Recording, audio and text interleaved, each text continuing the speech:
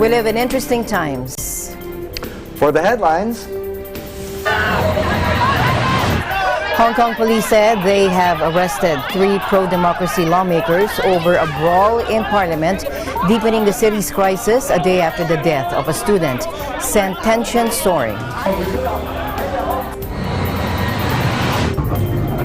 catastrophic bushfires kill at least 3 people and force thousands for their homes in eastern Australia, with the death toll expected to rise as firefighters struggle towards hard-to-reach communities. And Germany marks 30 years since the fall of the Berlin Wall that ushered in the end of communism and national reunification, with the Western alliance that helped secure those achievements riddled with divisions. U.S. health officials said they identified vitamin E acetate as the likely culprit behind a vaping-linked lung injury epidemic that has killed 39 people and sickened more than 2,000. There's a bunch of us, quite honestly.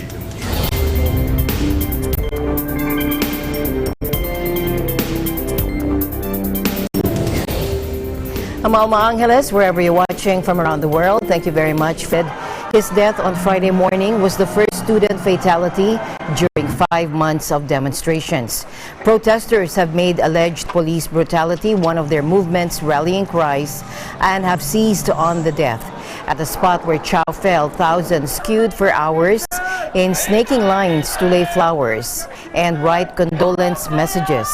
Now, activists also blocked roads and trashed subway station entrances, sparking cat-and-mouse confrontations with the police in multiple neighborhoods. In one incident, a group of outnumbered officers were surrounded in Yau Ma Tei district, forcing one to fire a warning shot, according to a police source. Now, the death sent tension soaring once more in a city already reeling from 5 months of political chaos.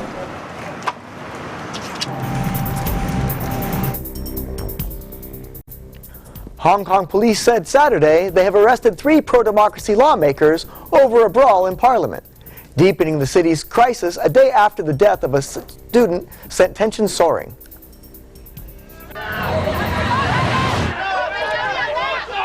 The charges relate to chaotic scenes that broke out within a legislative committee in May as pro-democracy lawmakers tried to stop a controversial bill being discussed that would allow extraditions to authoritarian mainland China.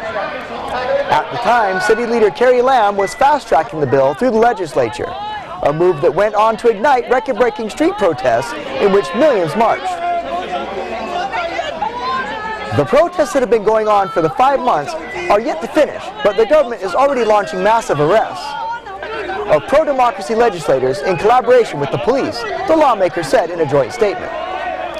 Hong Kong's legislature is quasi-democratic, with half the seats popularly elected and the rest chosen by largely pro-Beijing committees, ensuring the chamber remains stacked with government loyalists. Opposition to the government comes in the form of a small band of pro-democracy lawmakers who win their seats in local elections.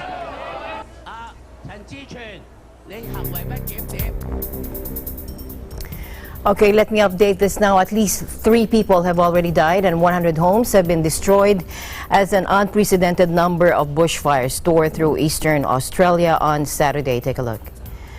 Now, New South Wales Premier Gladys Berejiklian also said 7 people were unaccounted for as firefighters tried to contain dozens of out-of-control blazes that have raged in the state since Friday. Emergency services said they had found the remains of 1 person in a car and another woman died despite medics struggling for several hours to save her. More than 30 people have been injured, most of them firefighters. Almost 100 blazes pockmarked the New South Wales and Queensland countryside, although just 5 of them remained highly dangerous. Prime Minister Scott Morrison said the large number of fires was incredibly concerning. He also urged residents to stay safe and listen to emergency services. Firefighters had warned they were in uncharted territory as they deployed 1,200 firefighters and 70 aircraft across a roughly 1,000-kilometer stretch of the seaboard. Bushfires are common in Australia, and a vast corps of firefighters had already been tackling sporadic blazes for months in the lead-up to the Southern Hemisphere summer.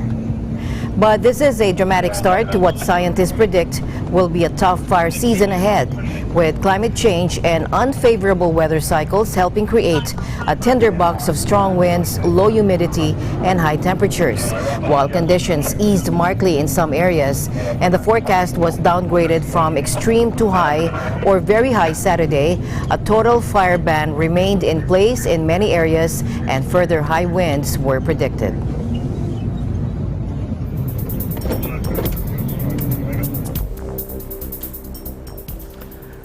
Demonstrators in Chile set a university building ablaze and ransacked a church Friday at the close of an otherwise peaceful rally marking 3 weeks of unprecedented protest against social and economic inequality.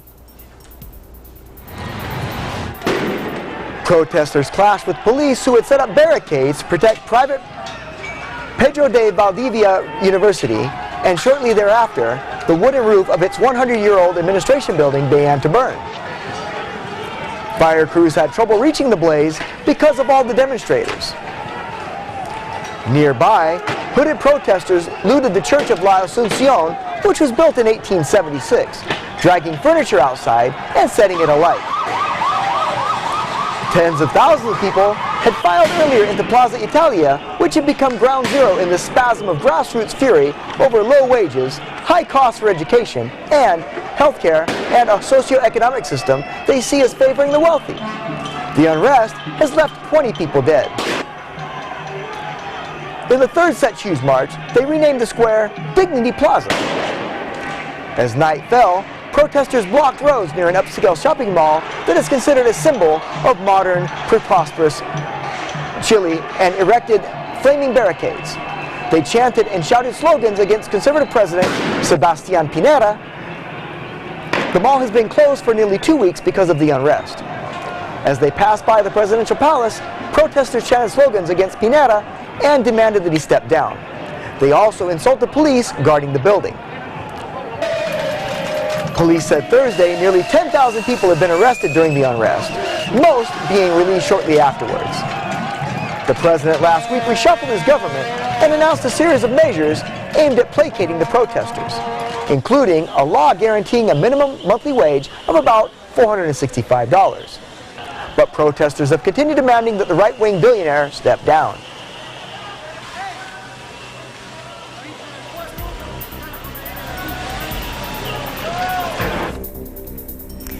Meanwhile, police in 3 Bolivian cities joined anti-government protests on Friday, in one case marching with demonstrators in La Paz. In the first sign, security forces are withdrawing support from President Evo Morales after a disputed election that has triggered riots.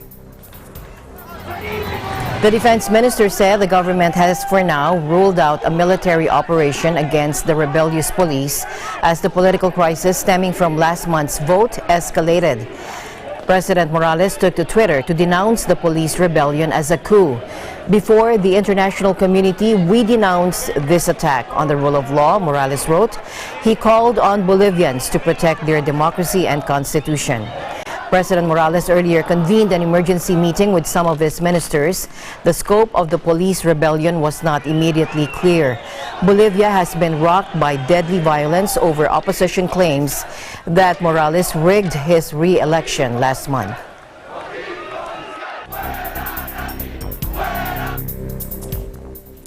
Iraqi security forces wrested back control on Saturday of 3 bridges in the heart of Baghdad that had been partially occupied by anti-government protesters in recent days. They retook the Al-Sanek, Al-Shuhada, and Al-Arar bridges over the river Tigris that link the East Bank, where the main protest camps are located, with neighborhoods of the West Bank that are home to government offices and foreign embassies. Amid volleys of tear gas, security forces chased demonstrators back onto Al-Rashid Street, one of Baghdad's oldest and most celebrated thoroughfares. Al-Sanek Bridge provides access to the embassy of Iran, a target for protesters who accuse Iraq's eastern neighbor of propping a government they regard as irredeemably corrupt. Al-Arar and Al-Shuhada bridges lead to the Prime Minister's office and state television headquarters. Protests broke out in the country on October 1st, sparked by unemployment, deep-seated corruption, and a lack of basic services, according to a report released by the UN Assistance Mission in Iraq on Tuesday. An estimated 97 people have been killed at anti-government demonstrators between October 25th and November 4th, while thousands more have been injured.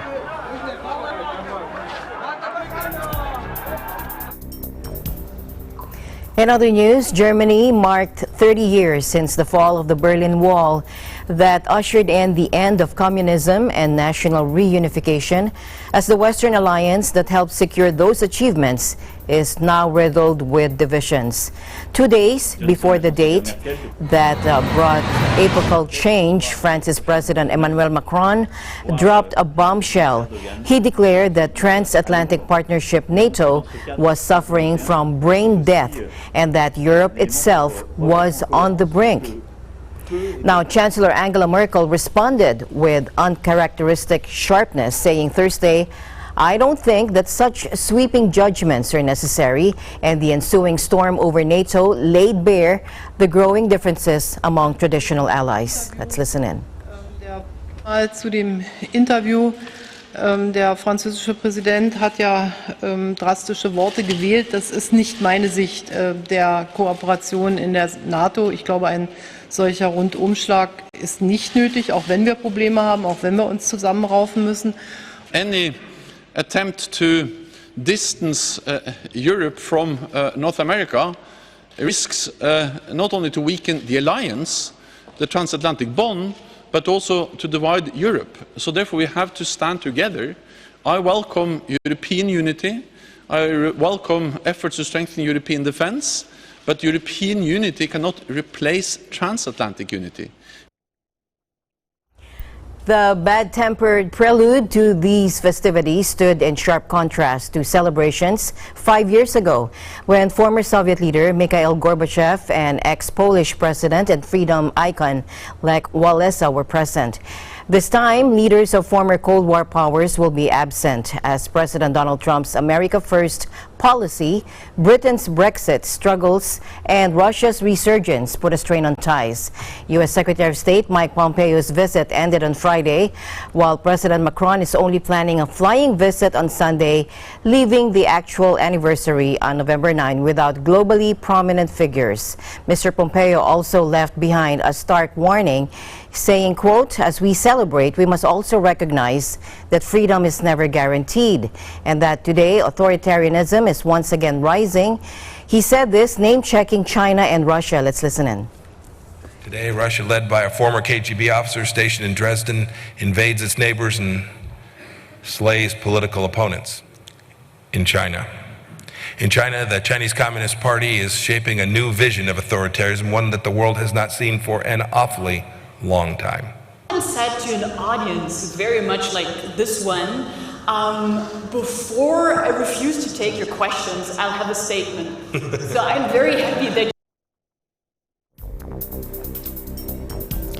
New York business tycoon Michael Bloomberg has paved the way for a shot at the U.S. presidency, registering as a candidate in the Alabama Democratic primary race before Friday's filing deadline. Although the 77-year-old billionaire has not publicly announced his run, his inclusion among a crowded field kept his options open for mounting a concerted bid to topple a fellow New Yorker, President Donald Trump. Analysts say a Bloomberg candidacy could do the most damage to the prospects of frontrunner Joe Biden. But the former vice president put on a brave face Friday and said he was not worried Bloomberg would draw away centrist voters. Bloomberg's name was posted among 17 candidates on the Alabama Democratic Party's website only hours before registration closed. President Trump weighed in on a potential Bloomberg bid. He's not going to do well, but I think he's going to hurt Biden, actually. But he doesn't have the magic to do well. Little Michael will fail. He'll spend a lot of money. He's got some really big issues. He's got some personal problems, and he's got a lot of other problems. But I know Michael Bloomberg fairly well, not too well, fairly well, well enough. He will not do very well.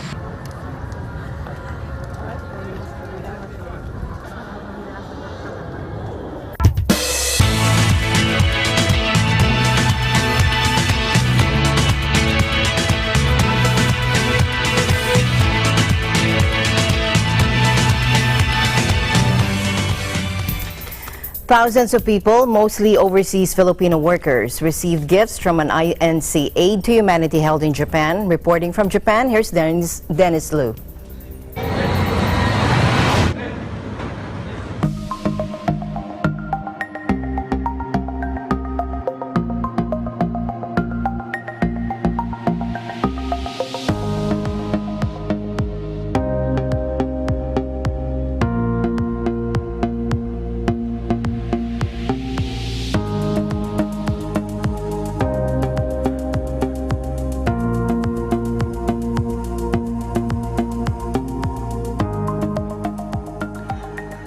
Thousands of people, mostly overseas Filipino workers, benefit from a Filipino-organized Aid to Humanity held in Saitama, north of Tokyo on November 3rd. Over 2,000 people of various nationalities, most of them Filipinos, took part in a whole-day humanitarian event organized by the Iglesia ni Cristo through the Felix Y. Manalo FYM Foundation at the Royal Pines Hotel, Urawa City. The event includes giving of bags filled with basic commodities like food, canned goods, and toiletries.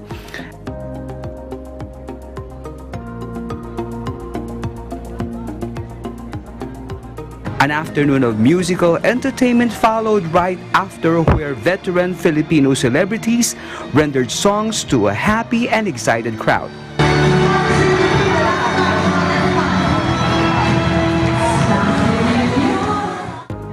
As early as 6 in the morning, a good number of people already gathered in the event venue.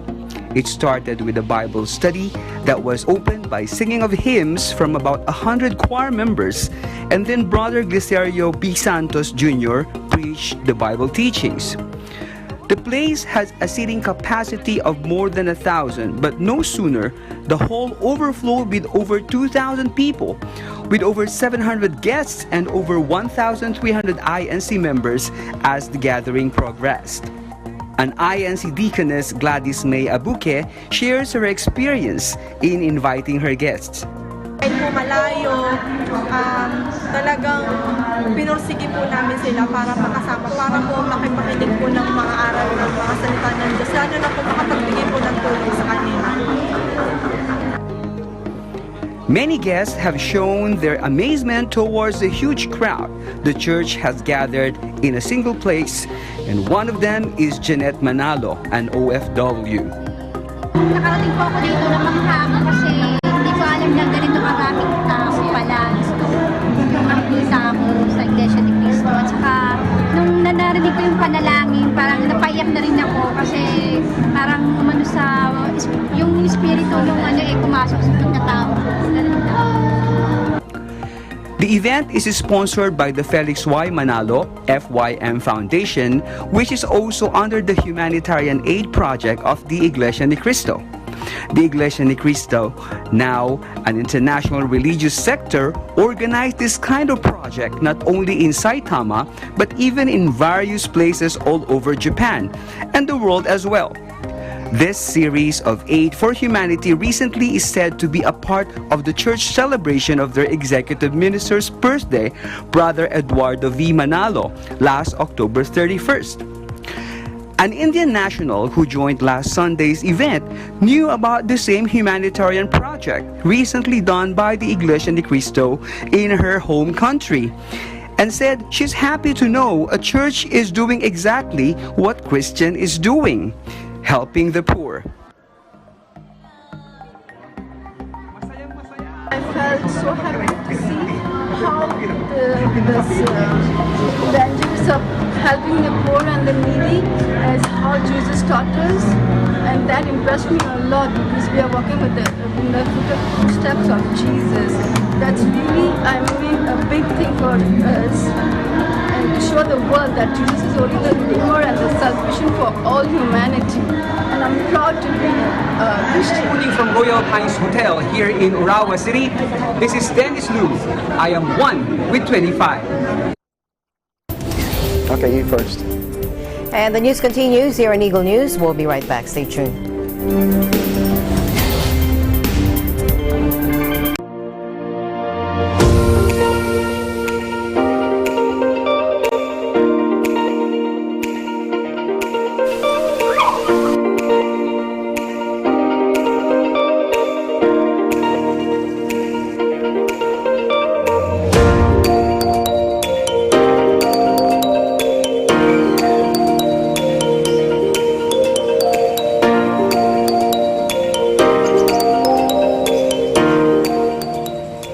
visiting the Philippines, Manila or Quezon City is a popular destination.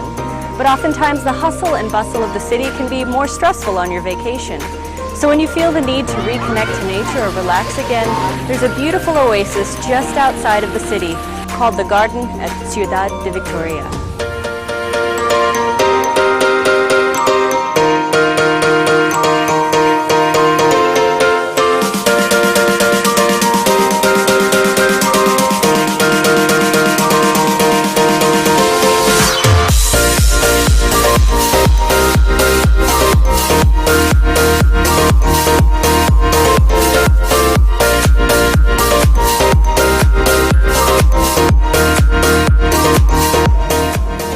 Species that you can see here include hydrangea, snapdragon, and stargazers. They're truly beautiful.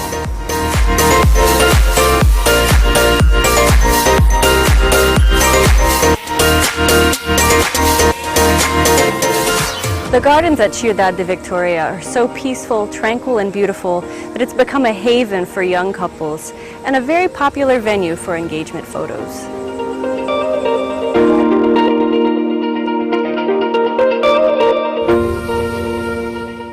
The next time you want an escape from the big city, the garden at Ciudad de Victoria is a wonderful place to visit.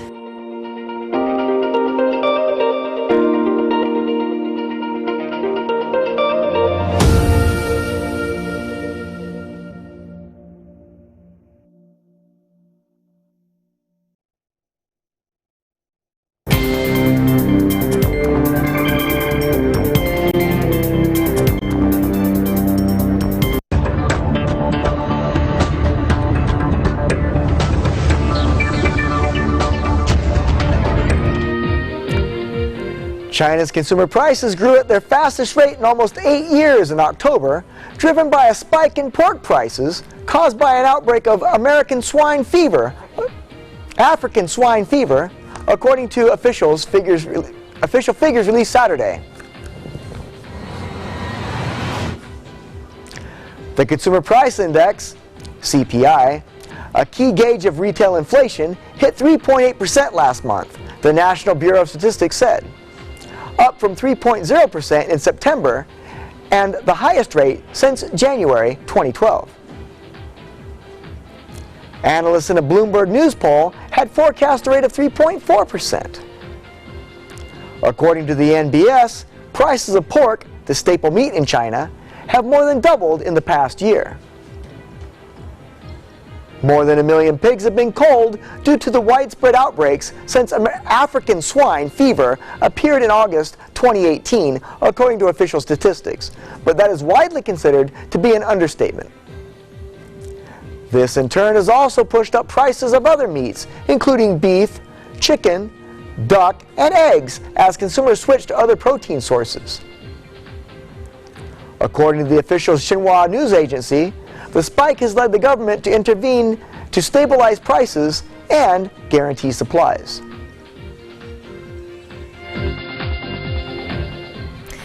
The province of Nueva Ecija has long been referred to as the Rice Bowl of the Philippines.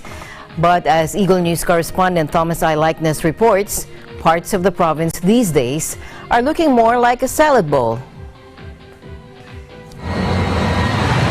Fields such as these used to be seeded with rice, but with cheap imports pushing rice prices down, farmers are turning to other crops, such as vegetables and fruits. This field will soon have onions. In this one, string beans. And here, under the plastic coverings, melons have been planted. Last growing season, it cost some farmers more to grow their crops than what they could sell them for, and that just doesn't make good business sense. Vic Zafra is a rice grower. He says something has to be done about imports. My advice is to limit the importation, support first the farmers, ask what is the problem of the farmers before they go to importation. They make a subsidy to the farmers. As well as low crop prices, he says farmers are faced with high input costs for fertilizer, pesticides, and fuel. Zafra says he's considering other farming options. I considered planting onion, planting vegetable.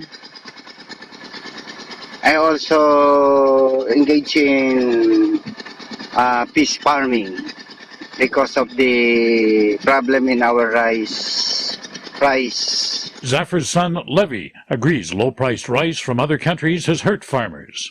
Actually, there's a big change in the business when the imports came to the country because the palay price got affected. Palay price today is around 12, 13 pesos. Unlike before, they can buy it around 17, 18. So many farmers are not having a good year this year because of the price of rice, palay.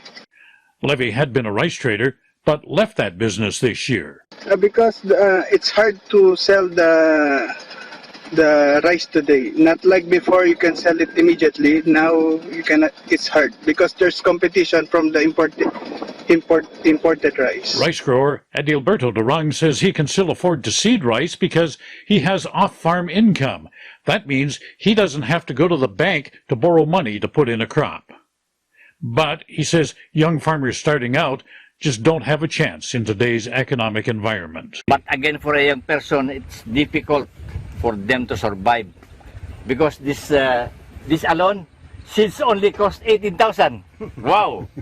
If you make a loan from the bank, wow, that is 6 months. 6%, 6 to 10%. You cannot. Durang also wants the government to do something about input prices. They should regulate the price of fertilizers per bag.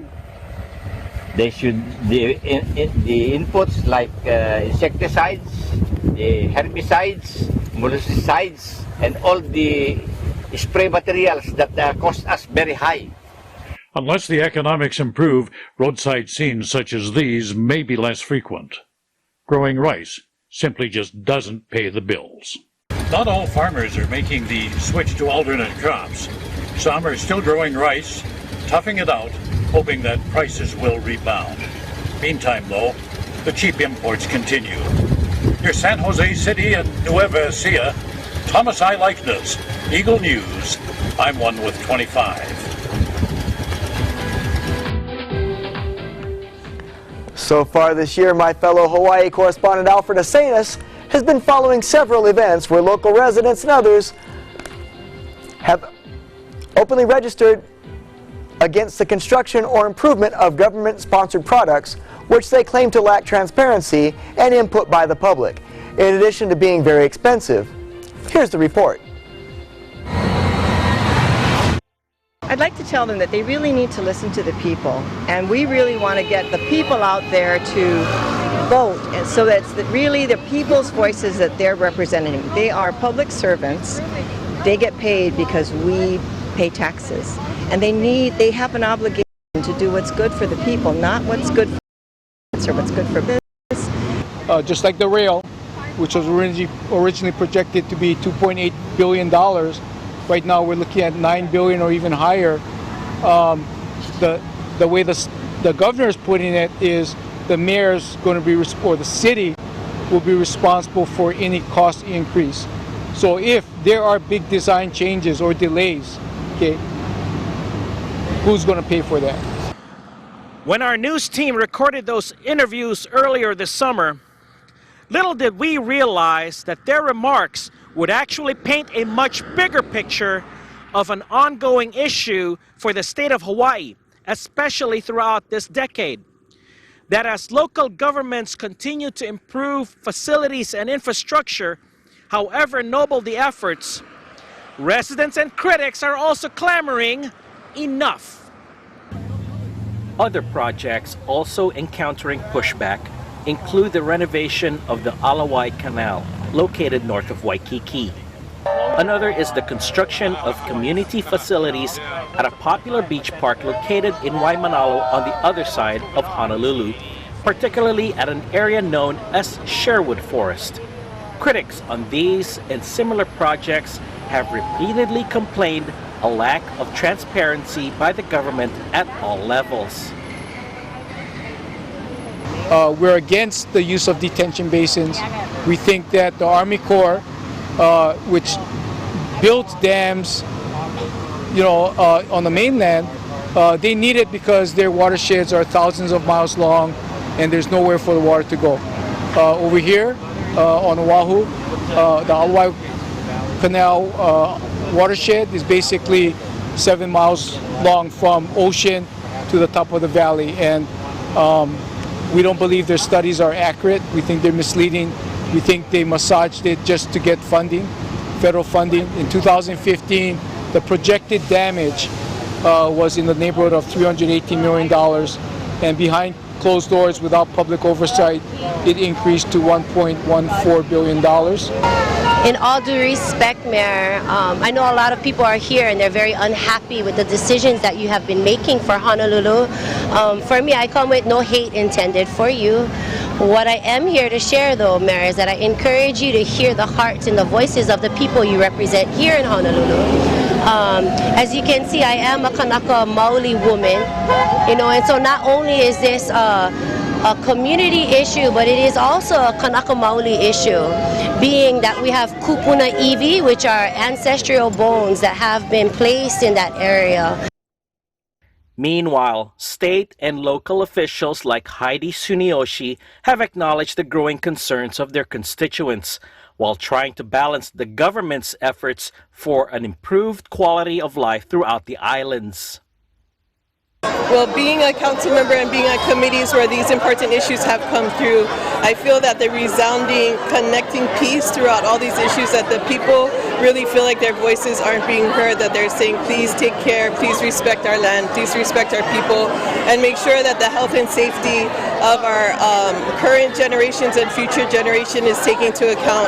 So with all of these different issues, I've been trying to do my best to support the people in that very message. It's just to make sure that their messages are heard, that their concerns are heard, and that we address those in an adequate way. For instance, with the installation and the windmills going up in Kohuku, the issue there is that these are the largest wind turbines in our nation, sited right in back of a school, and we don't know the health and safety risks to the students there, which is a very real concern.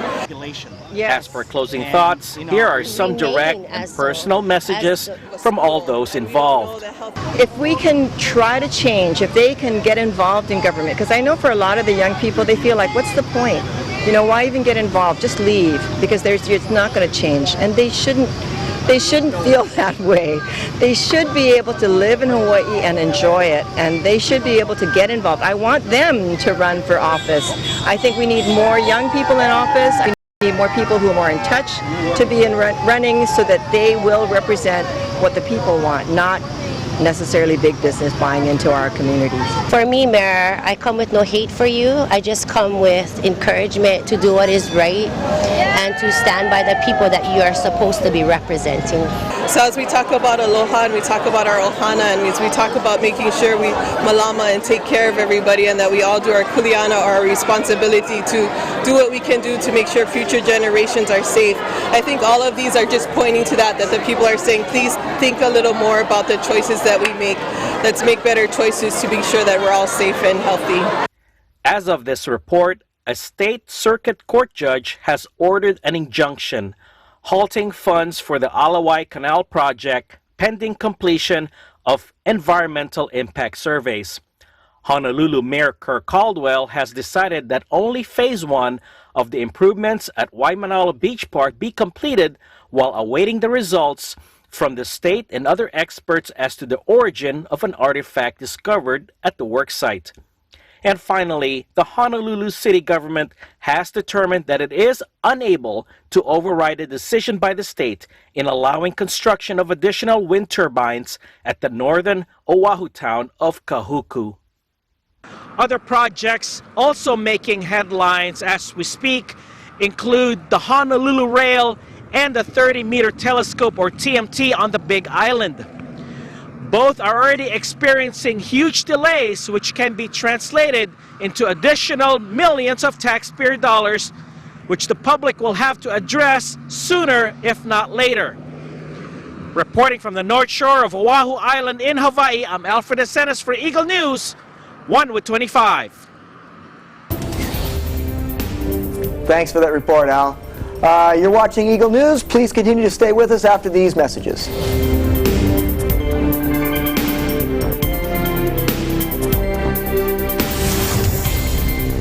Tungkulin ng MTRCB ang mag-provide na appropriate ratings sa lahat ng TV shows. Para ugaliin ng pamilya ang responsableng panonood. Importante!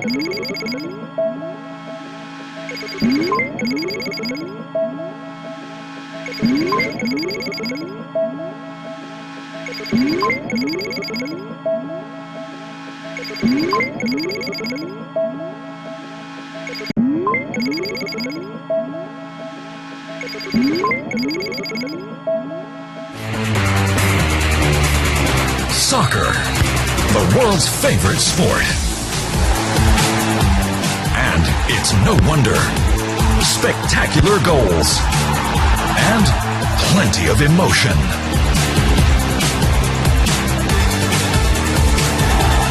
The best of game day. Kickoff.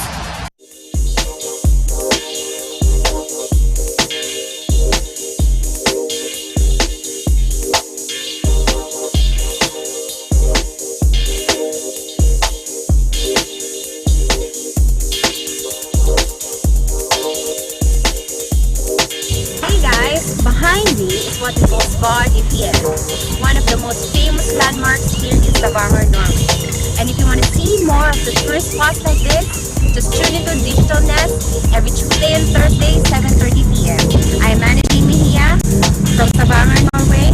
Always fun with 25.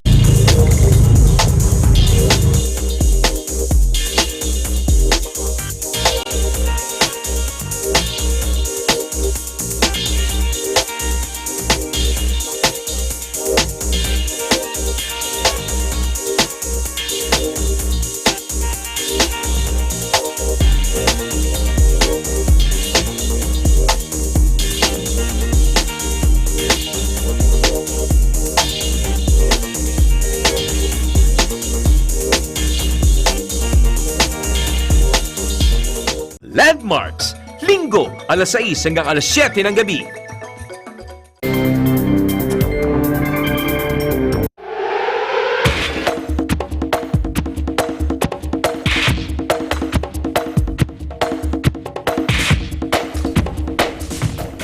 All right, in National Hockey League action, the Washington Capitals rallied back to secure the comeback win over the Vancouver Canucks at Rogers Arena. Here's Anthony Sevilla for the report. The Washington Capitals rallied back from a 5-2 deficit heading into the third period, forcing the game into overtime and defeating the Vancouver Canucks 6-5 in a shootout at Rogers Arena. Michael Kempny and Evgeny Kuznetsov led the Capitals in scoring. Both notched a pair of goals each, while Canucks forward Tim Schaller scored a pair of goals also. The Vancouver Canucks led the Washington Capitals 2-1 after the first period. The Canucks caught fire in the second period by scoring 3 straight goals from Elias Pettersson, Jake Virtanen, and Tim Schaller. Schaller's goal in the second period made it his second goal of the game and his second goal of the year. However, Capitals forward Evgeny Kuznetsov notched his second goal of the game in the final seconds of the period, completely shifting the momentum heading into the third. Washington pulled one of the biggest comebacks this season. Lars Eller inked his 4th of the season, and Michael Kempny scored back-to-back goals in the third period and forced the game into overtime, leading to the 6-5 shootout win for the Capitals. You know, I love the way that we didn't give up, and huge comeback, huge win for us.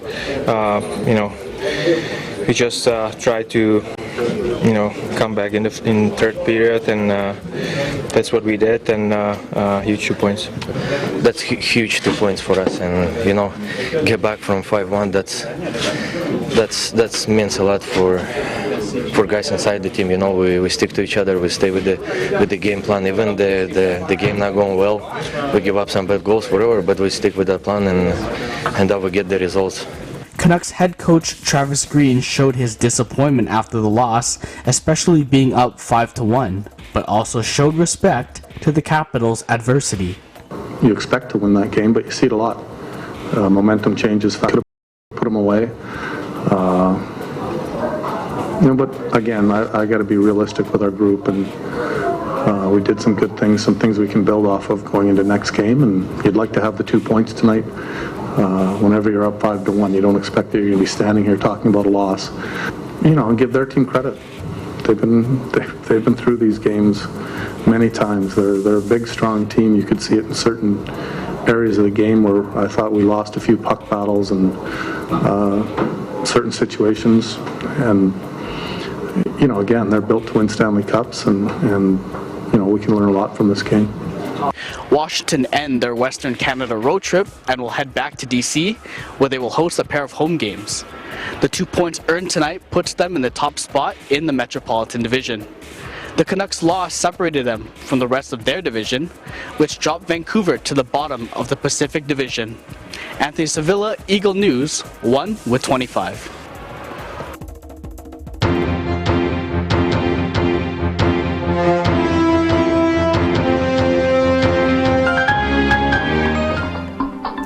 U.S. President Donald Trump on Friday said he supported raising the minimum age for the purchase of e-cigarettes from 18 to 21 as part of a plan to curtail youth vaping. But he also indicated he was concerned about over-regulation on business, a sign the administration is considering stepping back from a previously announced complete ban on flavored e-juices popular among adolescents. The federal minimum age for purchasing tobacco products is 18, but 18 states and the District of Columbia have set their minimum age at 21. Raising the federal minimum age requires an act of Congress, and the cause has... Melissa? In the state of Florida, just about as ubiquitous as palm trees and sunshine are the mosquitoes. With their thin and fragile appearance, it's uncanny that these tiny creatures are considered the world's deadliest animals. That's because these blood-sucking insects have the ability to carry and transmit disease to both animals and people. According to the World Health Organization, mosquitoes cause millions of human deaths each year. Mosquito-borne diseases typically found in Florida include West Nile virus disease, Eastern equine encephalitis, and St. Louis encephalitis. ABC spoke with the Florida Department of Health in Polk County about their arbovirus surveillance program. Dr. Liza Koblausing is a biological scientist in their epidemiology department. We examine the human side of surveillance, but in conjunction with human diseases, we're cognizant of what is going on in the arboviruses in the mosquito population and in what we call sentinel chickens. And so when there's a 10% increase in our sentinel chicken flock, that is one of the parameters to issue the advisory. So far in 2019, the Florida Department of Health has issued almost 24 mosquito-borne illness alerts and advisories in several counties across the state, 5 of which were issued in the month of October alone.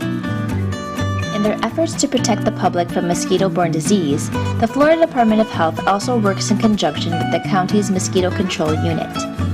They are the experts on mosquito surveillance, and we keep in very close communication with them, and they let us know where we're seeing increased numbers of mosquitoes carrying certain viruses, certain arboviruses within our counties. Applying insect repellent is one of the recommended methods of protection against mosquito bites.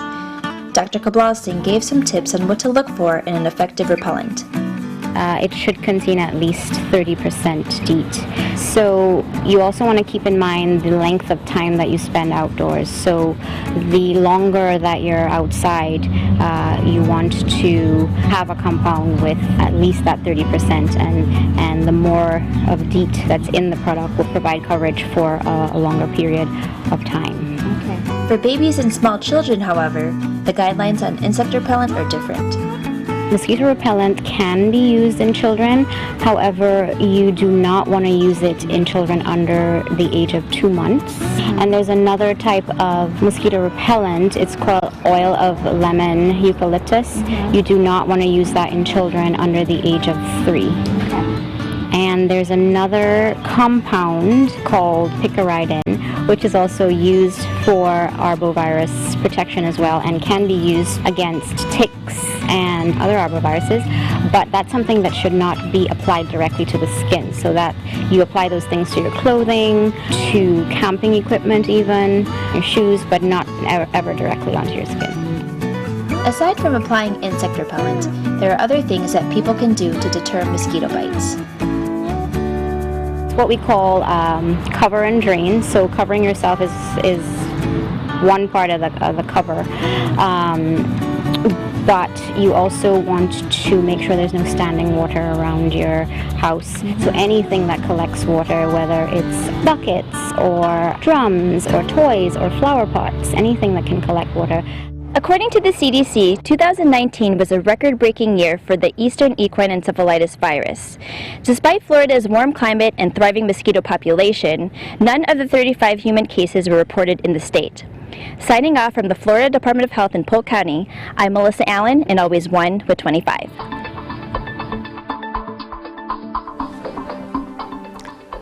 Tampa Bay gets a taste of India at the Indiafest 2019.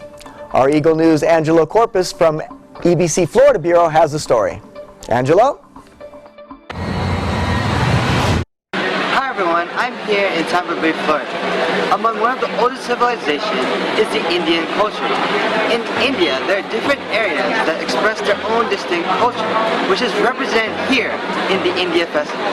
Let's go check it out.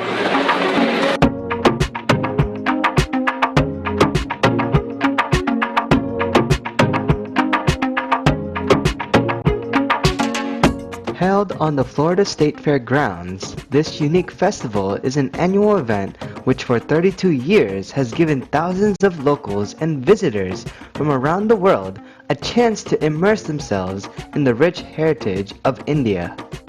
There's so many Indians in Pakistan, people from the Pakistani Indian culture all in Florida, and everyone's just diverse all around the state, so it's nice to have one centralized event where we can all kind of come together and share ideas and enjoy each other's cultures.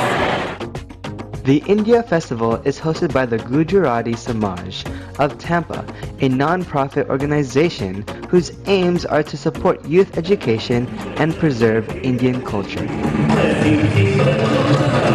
With almost 1,000 participants and performers, traditional Indian dances and art are put on full display for attendees to enjoy.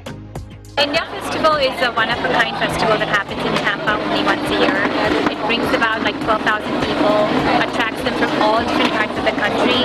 We have vendors coming in from all different states in the U.S. and I feel that it integrates a lot of the culture in that sense. The most important reason was to help the kids understand the roots of their culture. By performing the different dances, they learn the language, the lyrics, simply appreciate the music, and I feel like that helps the generations to come understand our culture better. Visitors to the festival can also try a variety of authentic Indian delicacies. I think people should come out to this event because everyone's in a good mood, we're having fun, we're eating, shopping, watching performances, it's just a fun time. It's a nice family day, and you can celebrate the culture of India and then have something good to eat and enjoy a show. It's a nice day out with the family. After having a taste of Indian culture, one can appreciate the community's efforts to keep their culture alive. From Tampa Bay, Florida, I'm Angelo Corpus, and I'm always 1 to 25. Staying in Florida, the Spiff Folk Fair event highlights world cultures with food, fashion, and a lot more. Our Eagle News correspondent, Abby Aragon, takes us to the affair. With Florida being the tip of the United States, it contains a mixture of many different ethnicities. About 47% of Floridians are made up of different nationalities. The St. Petersburg International Folk Fair Festival shows off those different cultures in efforts to show Floridians, especially in the Tampa Bay area, how important it is to embrace our differences. The festival has people from many different countries, all glad to share their food and culture. It showcased the diversity that exists in the world, which most of the festival goers agreed is important. Some people, like the vendors from the Hamam tent, have been going to the festival for years and enjoy coming back. This is what they had to say about the display of different cultures. Yeah, I think it's important because being exposed to different types of ethnicities, I think that really shows appreciation for the different types of people that we have here in the United States. And then it also broadens our perspective on understanding how people are, to empathizing with them, and then also just having a better clarity on how to treat others when you appreciate their culture. Definitely, because in Florida, especially here in SMP, we have a lot of ethnic, like Asian to Africa to Middle East, and we have a lot of nations that come here and set up a vendor, and they show their clothing, to their traditional food, to their language. So it is really good for education for the kids.